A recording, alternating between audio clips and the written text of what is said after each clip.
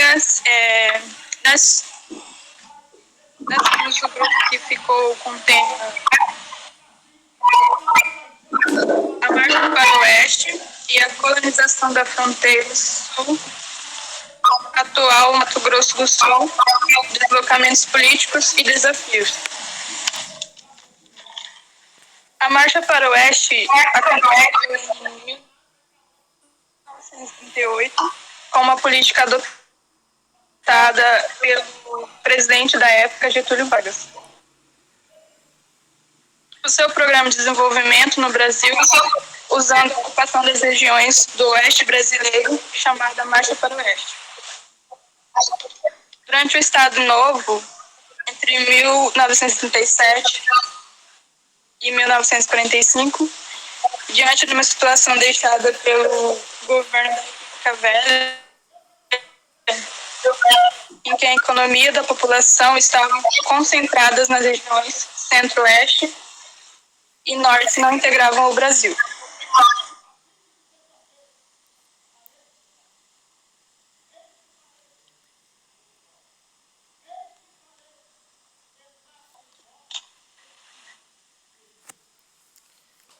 Boa noite. Eu vou falar sobre a relação entre as campanhas. Calma aí. Sobre as campanhas Mate Laranjeiras. Eu vou estar falando sobre um pouco sobre essa imagem que está aí no slide. E ela é considerada, esse serviço que está aparecendo aí, foi considerada um dos terríveis e desumanos trabalhos na época, né? E aqui no livro aqui que eu achei, ele fala assim: o trabalho mais terrível e desumano era o transporte do fardo do mate, chamado raído. O que é raído? O raído passa a ser uma alça ao redor da cabeça do mineiro. Ela solda a carga ao homem e evita que a espinha dorsal se parta. Aqui voltando de novo, carregado pelo próprio ervateiro e que pesava às vezes mais de 150 quilos. E voltando sobre o significado de raído, quando o raído assenta, a alça começa a latejar, como se batesse para entrar nas paredes do crânio. Vencido 1 quilômetro, os ombros ficam insensibilizados pelas duas correias que o enlaçam. Por cima dos outros pesos, há também o de suas preocupações: não errar um passo, pois o tombo pode quebrá-lo debaixo do fardo. Aqui outra parte fala assim: o ervateiro restava a alternativa da fuga. Calma aí, professor, eu pulei. Ele fala assim: o monopólio da exploração da erva mate no sul de Mato Grosso teve início logo após o fim da Guerra do Paraguai, quando Tomás conheceu os imensos ervais presentes na região e logo procurou uma licença para explorar. O território arrendado a mate foi crescendo durante o Império e posteriormente pelos governos da República, mas a partir da década de 1930, quando Getúlio Vargas assumiu o poder do país e começou uma política nacionalista, instaurando uma ditadura e buscando o desenvolvimento econômico, urge uma necessidade, portanto, de utilizar aqueles imensos territórios ditos vazios, colonizá-los. E na época que houve e que há, né,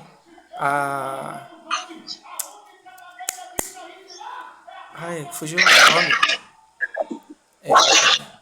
da mata laranjeira, os ervateiros restavam a alternativa da fuga para libertar-se das condições de trabalho impostas pelas companhias. E a fuga, porém, era considerado um crime que poderia cometer a um ervateiro, sendo a sua prática jamais tolerada aos fugitivos, castigado exemplarmente. E na década de 20, a companhia organizou uma guarda armada chamada Comitiveiros, cujo objetivo era perseguir os trabalhadores fugitivos.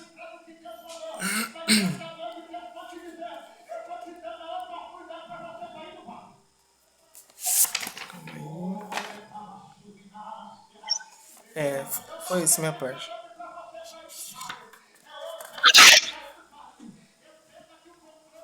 Bom, a Companhia Marcha Laranjeira, ela foi no final da Segunda Guerra do Paraguai. O que acontece? No final do Paraguai, foi uma comissão que tinha o objetivo de demarcar o território brasileiro. Você tinha que incluir o Brasil e o Paraguai. Nessa comissão estava o Thomas Laranjeira, né, o fundador da Companhia Marcha Laranjeira.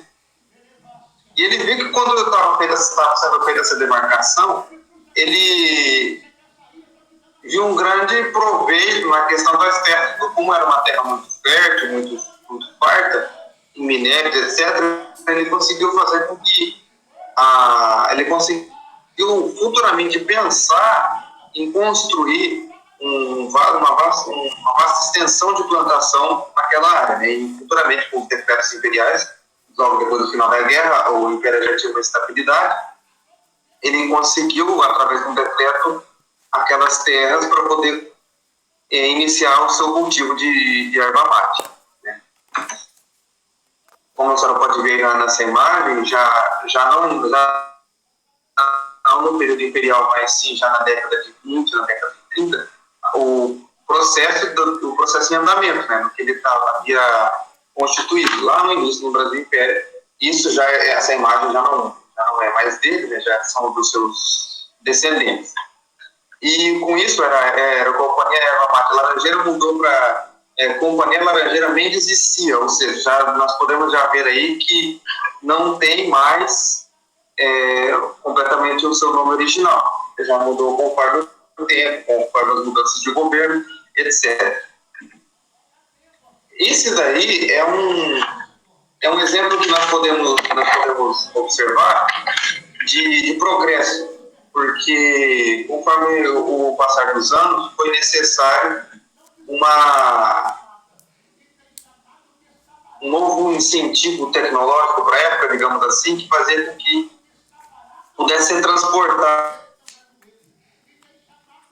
a erva mate, né? Então, assim, essa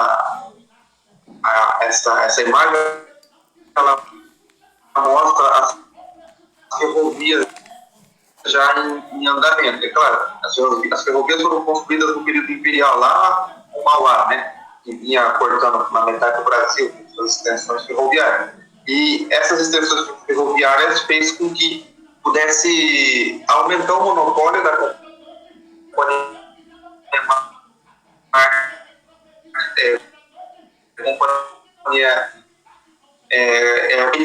fazendo que esse proveito futuramente, assim, sucessivamente, pudesse abranger a questão tecnológica de desenvolvimento do país, assim, favorecendo e incentivando o Estado.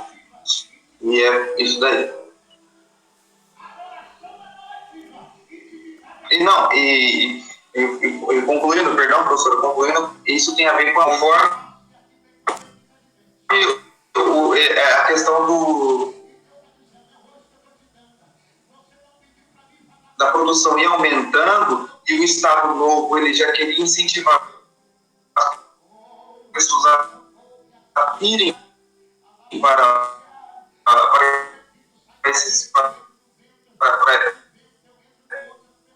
esse território ainda desconhecido, vazio, né? Isso daí foi um dos incentivos da população. Eles falavam assim, ó, para lá,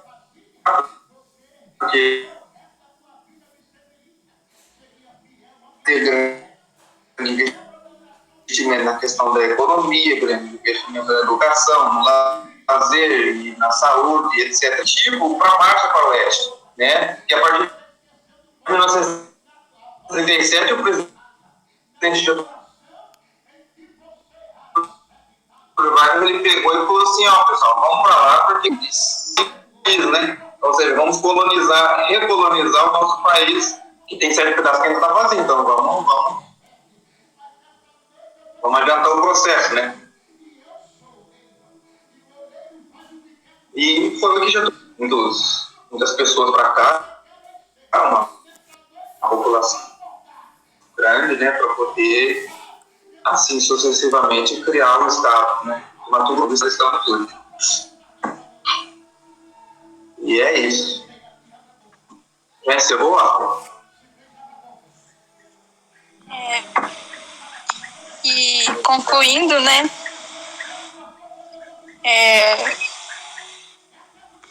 Essa exploração econômica da erva também gerou assim, uma exploração de mão de obra indígena ali, dos povos daquela região muito grande, né?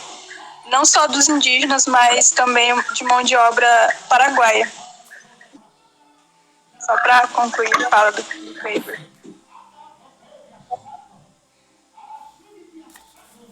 É isso. Muito obrigado, professor. Desculpa a demora. Obrigado. Obrigada. Professora, também Desculpa a internet. Eu acho que algumas partes das falas, nossa, ficou. A internet tá meio ruim, né? É porque nós tivemos que se virar nos 30 aqui, professora.